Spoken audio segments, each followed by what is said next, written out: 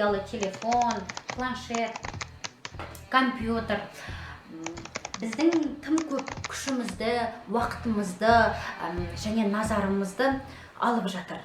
Бұл өткір әлеуметтік мәселе. Және мен сіздерге мұның шешімін айтамын.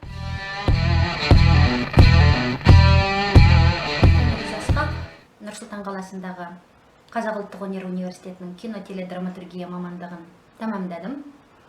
Публицистпін, журналистпін. Осы Нұр-Сұлтан қаласындағы Қошемет шығармашылық шеберханасын негізін қаладым. Жас кәсіпкермін.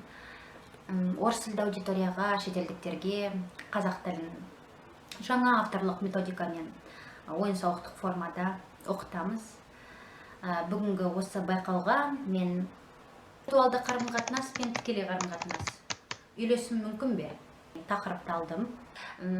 Тікелей қарым-қатынасты алмастырып, орнын басып қана қоймай, кеңістік, уақыт және жеке бас еркіндігімізді, мәдениетімізді ұрлап жатыр. Бұрынғыдай саябаққа, театрға бару, кітапханаға бару, есік алдына шығу сән болмай қалды. Оның орнын ғаламтор, әлеуметтік желілер басты.